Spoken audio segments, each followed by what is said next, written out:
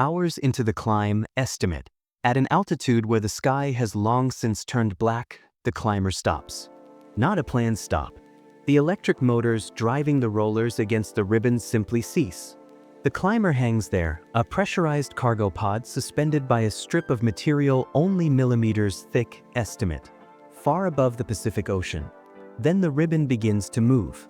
A lateral displacement measured in meters at first. But the climber's mass, suddenly stationary, has introduced an asymmetry into a system balanced across tens of thousands of kilometers. The oscillation propagates upward and downward simultaneously, a tension wave traveling along the ribbon. In the operations center on the ocean platform far below, an engineer watches the fiber optic strain sensors update in real time. She has about an hour estimate before the oscillation amplitude grows unmanageable. She keys her radio to the backup climber team, staged a few hundred kilometers below, estimate. They've trained for this. But every minute the oscillation grows. This is the space elevator, a system where a single stalled motor becomes a crisis rippling across roughly 100,000 kilometers, estimate, of the most precisely engineered structure ever attempted. The elevator isn't defeated by one problem, so which constraint becomes the first real breaker? To understand why anyone would attempt this, you have to understand what changes if it works. Right now, reaching orbit means burning through the rocket equation. Every kilogram often demands many kilograms of propellant. Even reusable rockets throw enormous energy away with every flight. A space elevator sidesteps this entirely. Instead of burning fuel, you climb. Energy comes from the ground, beamed up by laser or microwave, assumption, converted to mechanical motion. The structure is already there, held in tension by Earth's rotation and the portion extending beyond geo. If this works, access to orbit becomes a logistic schedule. Load cargo and it goes up, continuously, predictably, at a cost per kilogram that could eventually approach the cost of industrial electricity rather than aerospace manufacturing, assumption. That transformation is what makes the challenge worth confronting. Continuous orbital access would change what's economically possible in space. Satellite servicing, large-scale construction, eventually industrial capacity that makes deeper space operations self-sustaining. But the transformation only matters if the structure can exist. The physics are conceptually simple. Extend a tether through geostationary orbit and beyond. Below geo, gravity pulls down. Above, centrifugal effect pulls out. If the tether extends far enough, tension holds everything up. The equatorial alignment isn't arbitrary. The centrifugal effect acts perpendicular to Earth's axis. Anchor away from the equator, and out-of-plane forces try to pull the tether sideways. The equator is where geometry works cleanly, pure radial tension, no lateral component. Even if the ribbon exists, what happens the first time a climber stalls and the tether starts to sway? The ocean platform anchor is a forced compromise. Land means specific jurisdictions, political vulnerabilities, earthquakes. An ocean platform can move, relocate to avoid weather, adjust position for debris conjunctions. But it faces constant corrosion, salt spray, and must maintain station keeping while bearing the tether's substantial tension. The platform meteorologist watches weather systems continuously. When a storm tracks toward the zone, they decide, continue operations or pause launches. The platform can move, but moving takes days. Every halted day weakens the economic case slightly. The tether spans from sea level to well past geo. Total length, 90 to 100,000 kilometers, estimate. For the ribbon to survive its own weight, the material needs strength exceeding anything manufactured in bulk. Carbon nanotubes in laboratory conditions have demonstrated the required strength-to-weight ratio. But there's a profound gap between lab demonstration and industrial production. Growing perfect nanotubes millimeters long under controlled conditions differs entirely from manufacturing continuous ribbon kilometers long with tolerable defect density. A single weak point becomes the failure point for the entire structure. No one has publicly demonstrated a manufacturing process at the scale required at any cost. This isn't a funding problem. It's a materials science problem that may or may not be solvable. If a tiny defect is inevitable, how do you find it before it becomes a tear you can't stop? Fiber optic strain sensors embedded along the tether detect stress concentrations. Inspection drones, specialized climbers carrying cameras, sensors, and patch kits, move slowly along the ribbon, imaging surfaces and bonding repair material over damaged sections. But the ribbon passes through hostile environments. In LEO, atomic oxygen erodes materials over years. UV radiation damages polymers. The Van Allen belts create charging environments affecting electronics. Throughout the entire length, temperature cycling is constant, sunlight to shadow and back over countless day-night cycles, cumulative stress adding up. Nobody has tested any candidate tether material through this complete exposure profile.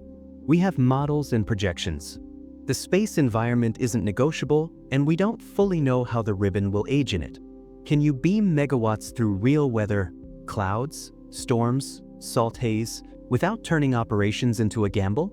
Climbers require continuous power in the megawatt range estimate. Batteries would be prohibitively heavy. The baseline assumption is beamed power, laser or microwave assumption, from ground stations to receivers on the climber.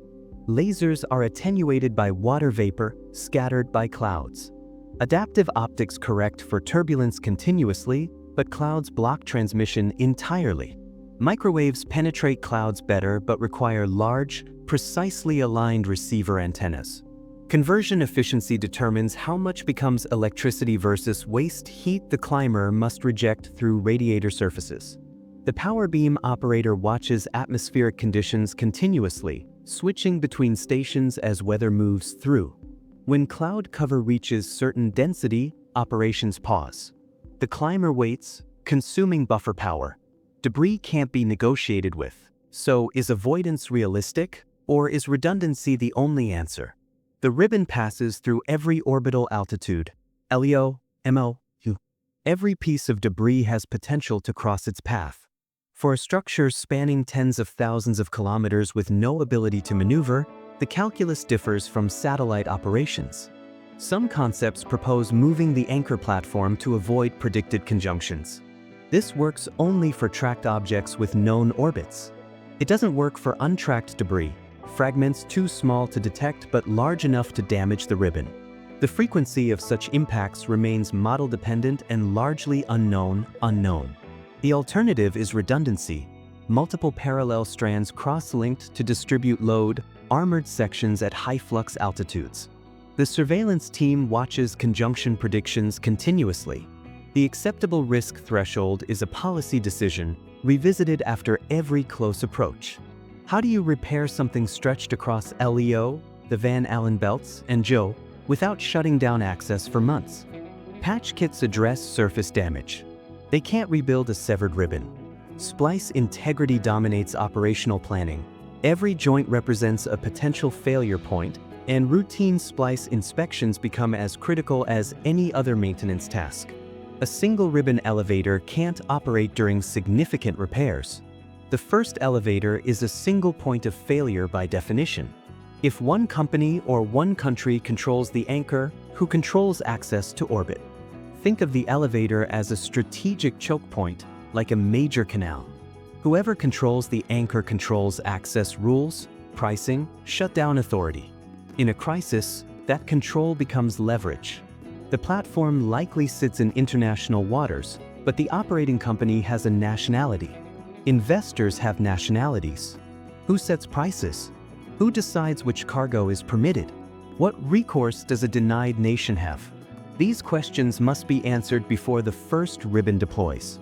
The exclusion zone creates additional complications. Aircraft can't fly through, ships can't transit. The exact boundaries remain policy dependent, but maritime enforcement in international waters becomes its own negotiation. And in the end, would this still matter if rockets keep getting cheaper? Reusable rockets have reduced costs substantially, but rockets still require propellant, impose acceleration loads, face launch rate limits. An elevator offers continuous, low-stress, cargo-agnostic access. The question isn't which is cheaper per kilogram, but what capabilities each model enables. A realistic roadmap proceeds in phases. First, demonstrate tether deployment and survival, perhaps tens of kilometers from a low-orbit station, testing manufacturing, deployment, environmental degradation. Second, partial-length demonstration from GEO extending partway into atmosphere, testing longer dynamics and power beaming. Third, full construction only if prior phases succeed. Mission-critical details rarely discussed. Counterweight attitude control keeping the attachment point aligned despite solar pressure and gravitational perturbations. Traffic scheduling software managing multiple climbers whose masses affect ribbon dynamics differently. Climber roller where patterns revealing ribbon surface conditions when technicians examine them like doctors reading X-rays.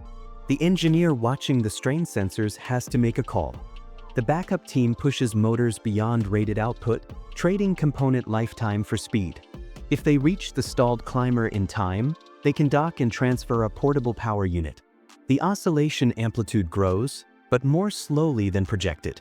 Active damping systems at anchor and counterweight absorb energy. The backup team reaches the stalled climber with 40 minutes of margin.